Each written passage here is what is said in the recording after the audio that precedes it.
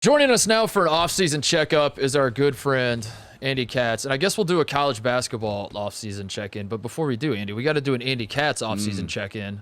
What is it that Andy Katz does in the off-season? What are hobbies? What are you up to? How are you filling your time? What's going on? Is it pickleball? I feel like it's pickleball. No, I haven't graduated to that yet. A lot of tennis. Oh, nice.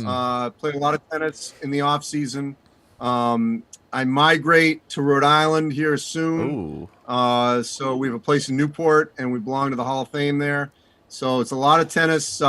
It'll move from indoor to grass. Love this. And that's where a lot of my non-basketball time will be spent. What is your tennis attire? What is, well, and on the water. And the water. I love paddleboard. Stand up back. What do you look like when you play tennis? Are you a headband guy? Do you do a lot of sweatbands? How short are the shorts? We got neon colors in there. What brand do you support? It's usually a backward hat. Okay. Andy Roddick.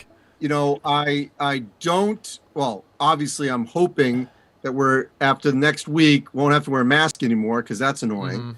Playing with a mask on, and my son actually he's a sophomore in high school. He had to play his whole season in a mask. And that's an outdoor sport. Yeah, that's but weird. I digress. I have a sleeve because on my right arm, even though it has healed, I had a little bit of a tennis elbow issue a summer ago, and now I'm just like AI, and I just wear it to wear it. I like that. I like that. I'm the AI of tennis. Yeah, then it puts in a t-shirt. I'm the AI of tennis. I love this. The sleeve is a nice touch. Yeah, it is. It is. I like it. Let's talk about college basketball. Let's start with maybe it was kind of the biggest news for us the last week or so because we were trying to figure out what the hell this means. And you're the expert. You're the guy that knows people. You're the guy that has the Rolodex. Talk us through this new Pac-12 commissioner. Who the hell is he? What does this mean for the conference? Where have we fallen? Because when it was initially announced, I turned to all the media brethren to try to understand what this meant, and everyone seemed to just look at each other and just be like, "We have no idea." Yeah, who has the Who is take? this? Yes. We all none of us know what to say here. All right. So first of all, and forgive me, George, if we have met, because I don't remember if we did, and maybe I did. I don't know, but clearly he's got a very interesting resume. I think the most impressive thing of the last week was that no one broke the story up until literally, minutes before. I think Ralph Russo from AP had it first, and then John Wilner from the Pac-12 hotline there at San Jose Mercury News. I think they were the first two, but it was within, minutes. And that's unprecedented because he wasn't on any list. And in fact, he said that at the beginning of his news conference. But look, I think this is different than the Larry Scott hire where, yes, that was outside the box. He came from WTA, whereas George is coming from, yes, MGM, but at the same time, his background in television says to me that that's their focus, which it needs to be, because the biggest complaint about the Pac-12 network has been its reach, its distribution. And, the Pac-12, whether they liked it or not, probably should have tried to partner up the way the Big Ten Network did with Fox, the way the SEC and the ACC networks did with ESPN. But they tried to go their own way, and it clearly was not the correct choice. So now, where are they going to go? Is it going to be in the tech hub of an Amazon, a YouTube, a Google, something of that nature? Maybe, but they're going to need, obviously, someone who's very savvy in the television space in the next few years. Hulu has live sports. Hulu, TikTok. I love the idea of just like Hep Cronin having his own Sports little on corner Prime. of TikTok. What about he's coming from MGM? That stood out to me because obviously gambling in the last 10 years, 5 years, whatever the timeline is, sports gambling in this country has gone from the seedy underbelly where you kind of talk about it if you want to seem cool amongst your friends. You're like, I gamble, I'm a bad boy, I don't care. To now it's every sports show that exists, You have to know the line to everything. Every app that has every score. It's gambling has become a part of the culture in American sports. And his ties to MGM tell me or make me start thinking, as someone who knows nothing about this, but I'm just connecting dots, Andy. Do you envision a world where, whether it's the Pac-12 or others, we are moving towards a point where there is going to be some sort of marriage where gambling is no longer.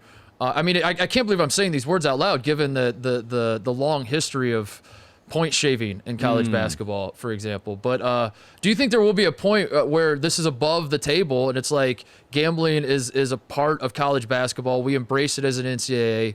We show the lines. You can go to an NCAA tournament game and they're showing the lines of the game. Do you think we'll ever get to that point? Like, do you think this George Kliavkoff is the first step towards that? Yes, and I think we're inching our way there.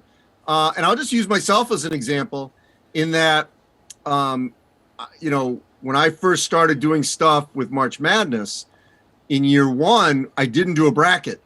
And I know we don't put the lines on the bracket, but it is a form, if you will, of gambling, even though it's sort of at a base. But to make weekly predictions. And like I said, I don't do it with the line, but I'm still making a pick. I do a bracket show on the March Madness platform. And so even though I'm not doing it with the lines, I'm still making predictions under that umbrella. And I think that is another way in which things have changed and they're going in that direction. Will I be asked to do it against the spread at some point? Maybe. That hasn't happened yet, but clearly the fact that I'm just using myself, the fact that I'm doing it at this stage under that March Madness headline, I think says something. And it does seem like if the NCAA is cut in, if it's like a big DraftKings deal or something like that, then we're more prone to have a situation where it's inclusive rather than like, cast to the side. As we're talking about the Pac-12, Andy, I do want to talk about, because Titus and I were talking about winners and losers of the offseason. And I think UCLA is one of those teams where there's such a winner. Everyone's talking about how great Mick Cronin is now. We do it on this show. We're privy to that. You got Peyton Watson, a 5-star coming in. You have the Johnny Juzang mystery. Will he? Won't he? Could he come back? If he does, are they the number one team? They don't really need him, but if he does, they're back, over the top. Oh my God, yeah. How much of that PR is going to help the Pac-12? Because it does seem like UCLA can be a banner school in basketball now.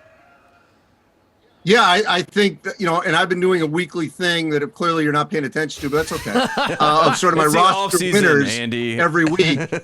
And I had UCLA as one of the winners, I think like 2 weeks ago, when they picked up Miles Johnson from Rutgers, because I think he is maybe one of the most important transfers in the portal for that specific team. Love that. As we all watch, Cody Riley had to do everything by himself inside, and they needed another experienced big, and I think Miles Johnson can deliver that for him. Rim protector, finisher, and he's like the perfect fifth-year guy because he's a great student, really good, high character, will cause you no problems, and he can play, and he fills a void. So I think that's like the perfect guy for them to fill in. Tiger Campbell's back. Jaime Jaquez, we know, is going to be back. Singleton will be back, and we'll see on Juzang. To me, they are a top 5 team with or without Johnny. With them, they can win the national championship. We'll see how all the other guys fit in, the newcomers you just mentioned, and Watson. But, I think they're one of my big winners. I will also add that if I can jump ahead here, just rattling these off in no particular order, Gonzaga's a winner. Okay. As they could, think about their recruiting class right now, Chet Holmgren, Hunter Salas just picked up Noel Hickman, let alone Andrew Nemhard and Drew Timmy are coming back. I think Indiana's a big winner because right now Trace Jackson Davis, I think that's monster. He could be preseason Big Ten Player of the Year. And then Miller Kopp, I think, will be better served at Indiana than Northwestern, where there's not that pressure on them. So if Indiana's guards come through, I think they're a big winner. LSU getting Adam Miller is a big plus. Kentucky now with the news of getting Titus Washington and Xavier Wheeler. So they're a winner. Villanova getting their guys back. Richmond senior class. I like what Houston did. I love that Oklahoma got the Groves brothers. I think that's perfect. You know, after Eastern Washington, what they did and playing for Porter Mosier. And then, you know, the other just sort of two schools I would just throw out there is Houston. I thought they did really well. And Maryland. Maryland, I'm really high on because I love Fats Russell and I love Qudus Wahab. And I think those other guys are going to come back. So it's a little bit of a hedge here. But I think that their guys that declared for the draft ultimately will come back. And Maryland's going to be right there to potentially win the league. I think Maryland's problem was they made all their moves. It felt like way too early in the process. Like the season ended, and it felt like Maryland, like Russell and Wahab and Turgeon signed an extension, and all these things happened like immediately. Whereas Cal is being smart about this. He's letting Cal it linger. Is, yes, he's Cal lets staggering it it out. linger. Yes. He gets like a new guy every week. And there's another reason to talk about Always Kentucky. win the headlines in the news cycle. And Yes. he's kicking the kid. Speaking of all these commitments going on, I'm gonna do this exercise with you because in the off season, one thing we have to do is we have to look at. Hey, can I just add one go thing? Ahead, of course. Ben Howland. Right, one thing. No, I was just going to say one thing. Yes, he did a great job, obviously, with leading off Garrison Brooks. But I would just say one other thing about the assistants, because we don't talk about this enough. While there was so much hype about Kentucky poaching two guys from Illinois in Campbell and Antigua, I think you just mentioned Qudus Wahab. I think getting Danny Manning, Mark Turgeon's former teammate, that's a good one. was a great hire. And think about Wahab. He's going to be coached by Patrick Ewing and Danny Manning. Insane. I mean, if that doesn't get ready for the NBA, I don't know what does as a big man. I can't wait to have Wahab on our show after this season and ask him who was better. Yeah, who's the better big man coach? Just watch him freeze. His connection's not working. Well, no, before I get to what I was going to ask you, what about losers? So you had 100 winners on your list. What about basically anybody who added a player in the offseason we know is a winner? What about the losers? Who are the big losers, and why are they Illinois and Texas Tech, would you say? Okay, so I'm not trying to be, evasive here, but I want to wait to see what happens at a couple of these schools. I do think Rutgers, has taken a hit by, as I mentioned, losing Johnson. I haven't seen so far them replenish the way they need to. I think Iowa, while they did get Bohannon back, losing Frederick, and I think they could lose Wieskamp. I think he'll probably stay in the draft. That's a major hit that I don't think they're getting the replenishment back. So, those are two schools in the Big Ten. Obviously, Texas Tech was going to get rated, and then we saw on Monday with Mac McClung's decision. That's a gut punch for Mark Adams because he was hoping that McClung was going to be, sort of an anchor for him. So, yes, that's definitely a hit. Oh, the school I didn't mention, of course, that's a big winner, not to go back to the winners, but it's Texas. Texas did an unbelievable job, obviously, with the transfer portal, and then appeared at a blank check for his staff. What about I mentioned Illinois. You already brought up them losing their assistants. I am slowly talking myself into it doesn't look great for Illinois right now. They're losing all of their assistant coaches. Io's gone. Adam Miller transfers basically because cha-ching, I guess, is why he transferred. But I'm slowly talking myself into them circling the wagons, and Curbello's back, Trent Frazier's back, and I like the backcourt a lot. Yeah. Underwood gets that backcourt, and then he just talks to, and he just hypes him up. And if Kofi's back, they could actually circle the wagons, say everyone is counting us out. I'm your only coach now. We have no assistant. Underwood doesn't even hire any more assistants. He's like, this is it. We're just the guy. They don't even recruit anybody else to fill in all the spots that they're losing. He does all the jobs. And they're saying this is it. We're rolling with what we got. To hell with the haters. Let's go compete. Well, listen, I'm going to tell you right now that I have Illinois finishing anywhere probably from 1 or 2 to 7 in the Big Ten. Because first of all, I really like their backcourt of Curbelo, Trent Frazier, and DeMonte Williams. Those three guys, 2 of them are fifth-year guys, and then Curbelo, you could argue at times, was their sort of unheralded MVP last season. The big unknown is Kofi Coburn. it is surprising to me that he's not all in the NBA draft. Now, deadline technically, to get in is May 30th, to withdraw is July 7th.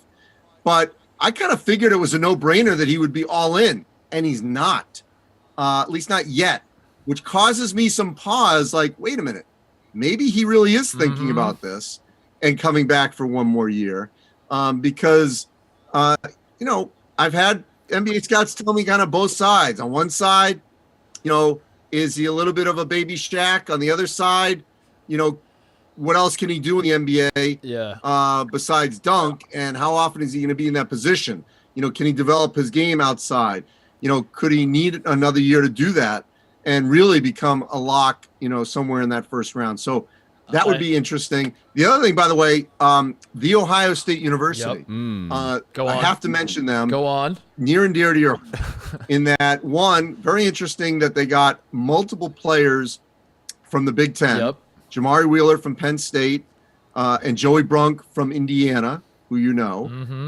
And then Kyle Young, I think, is one of the unheralded returnees of the super seniors, because he was as good as any player in the Big Ten in the Big Ten tournament before he was out with the concussions symptoms. He had 18 points in 19 minutes against Purdue before he had to go out and didn't finish that game. And then they lose in the first round, as we know, to Oral Roberts. Thank you, Andy. And if they get back Dwayne Washington and E.J. Liddell, that's the big if. But if they do, they're going to be really good. Andy, thank you so much for pointing out that Kyle Young was not playing in that game. We were not at full strength. I feel like no one else is talking about this, and that needs to be brought up. As you're telling me Kofi Coburn might come back. He's your DeAndre Hunter forever. Yeah, he is. Yeah. Like, we would have obviously, who knows what we could have done if we were at full strength. Well, I picked Ohio State to go to the Final Four, so I did too. You talking about Kofi Coburn coming back, my mind is just flash forwarding to December where Kofi Coburn is taking jab step threes. He's shooting like 27%. Unbelievable. Yeah. He's bricking them all, but he's just trying to show the scouts, like, I can do this. Go see where the Shaq goes. I mean, are you surprised that he's not all in? Yeah, I am, because he feels like a guy that, honestly, I say it respectfully, but, like, I don't know how he's going to get better unless he does do that. Like, that's my fear, is that he's going to come back and be like, I have to drastically defensive change slide my game. drills is what he needs after the Krutwig game. Yeah, but I don't see how he's gonna, like, the problems that ail him, which is basically that he's massive and he can't move his feet that well in certain contexts. I don't see how he's gonna, like, practice that and get better at that. But maybe I'm wrong. Maybe I'm an idiot. We'll see. We'll see if he gets better. So I don't. But did you think he was going to be immediately all in the NBA draft? I did. I agree. Yes, I did. I thought he was definitely gone. I thought him and Ayo. People probably still don't believe that he could come back. I feel like if we're having this conversation, Illinois fans might even have checked out and said, Kofi's gone. Don't even entertain it. I want to ask you this, Andy, because we've talked about some of these recruits coming in and transfers and all that kind of stuff. So one of the things we do in the offseason is we look at the macro. We look at college basketball as a whole. We put our finger on the pulse. We figure out, is this sport dying? Where's the wind blowing? All that kind of stuff. So I'm going to give you a list of decisions that have been made, and you tell me which one is the biggest data point, like, caught your attention as like, oh, that's interesting. That might be where we're headed in the future is college basketball. So we have Chet Holmgren to Gonzaga, which tells me that, like, Gonzaga is a bona fide heavyweight recruiting power. Like, now we have to take them seriously amongst the Dukes and Kentuckys of the world. Blue Bloods. Efton Reed to LSU, which tells me that Will Wade is never out of anything ever. And we always have to consider if a guy puts out 3 schools as his final list. If Will Wade sends you a Zoom link, it's over. Yep. He's going there. Patrick Baldwin to Milwaukee, playing for his dad, the family connection. CJ Frederick to Kentucky, tampering going on with transferring. Wheeler to Kentucky, and in conference. You brought up the 2 guys going to Ohio State, but I think Wheeler's the more notable example of a guy going in conference, leading scorer of a team, transfers in conference. And then finally, all these G League kids who I don't even know their names and no one else will, and who cares about them, but they're apparently announcing they're going to the G League. Which of those examples are you looking at as saying, like, that caught my attention as something that is going to continue to happen as we move forward here? Do I have to pick one? Or just a couple, whatever. I don't know. Riff, do your Andy Katz magic and take that pride on all those. So the Gonzaga thing is, I think, incredibly significant because of the timing. They obviously have now put back-to-back years from Suggs to this class of elite top 10 talent from high school. They're doing it right on the heels of losing their top assistant coach, Tommy Lloyd, to Arizona. So I think that's significant that they're just sort of blowing through what you would think would be these obstacles that could come right at them. And now, yes, they have blue in their uniform, which is not a prerequisite, but it's hard to argue against them being a blue blood at this juncture with 2 national championship games in the last, 4 or 5 years, 17 and 21.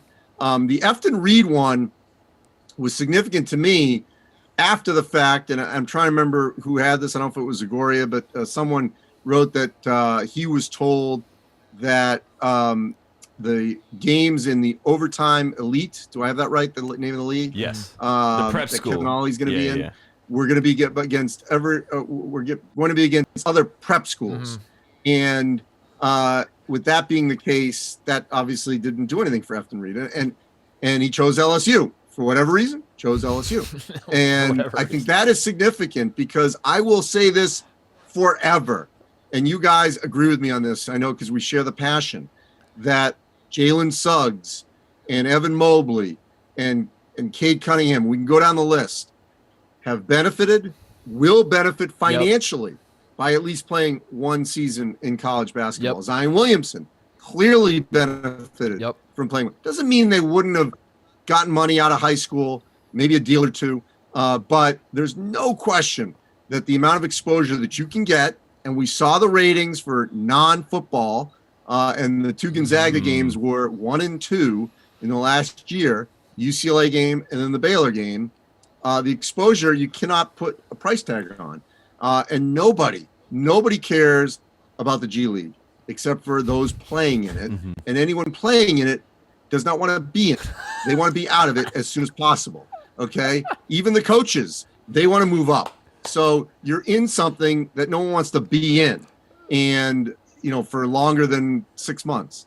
So no one knows who these people are except for the scouts. And then, obviously we'll get to know them at some point.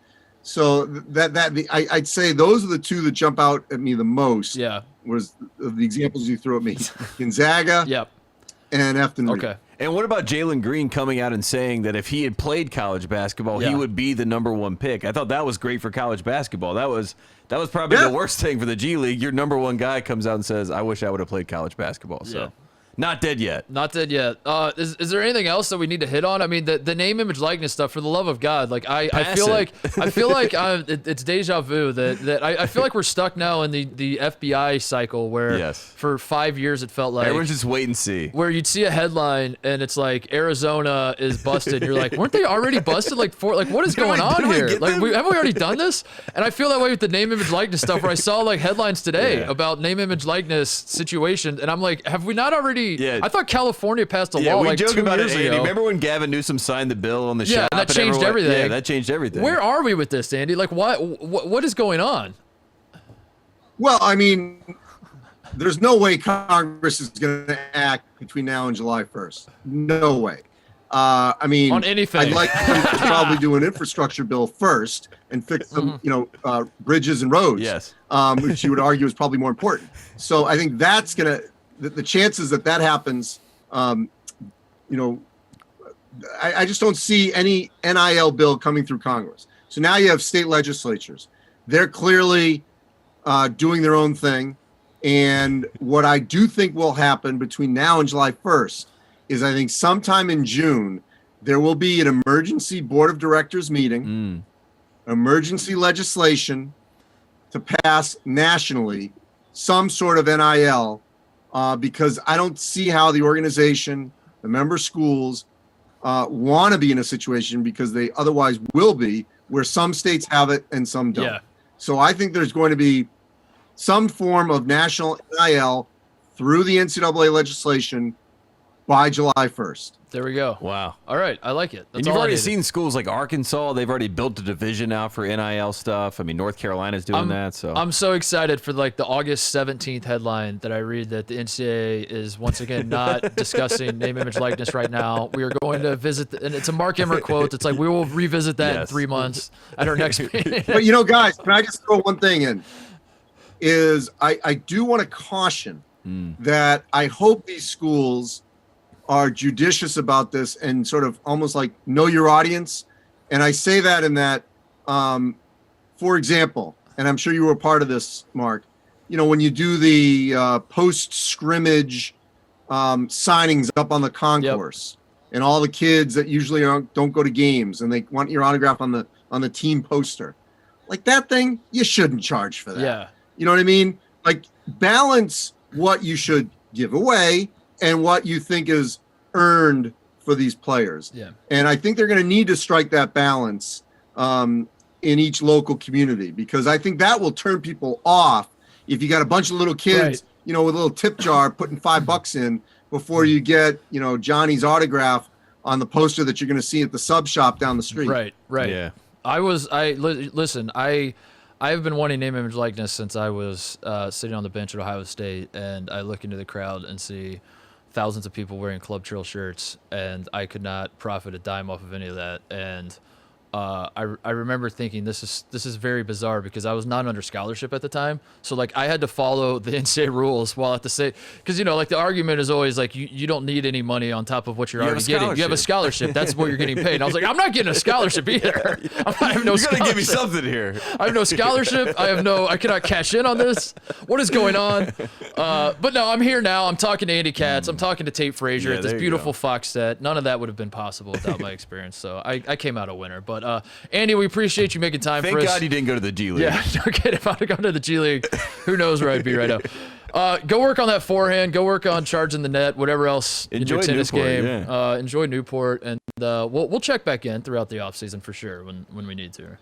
Hey there, thanks for watching Titus and Tate. For the full friend of the program experience, subscribe right below and come join us for all things college basketball. The action is heating up. Come join Titus and Tate.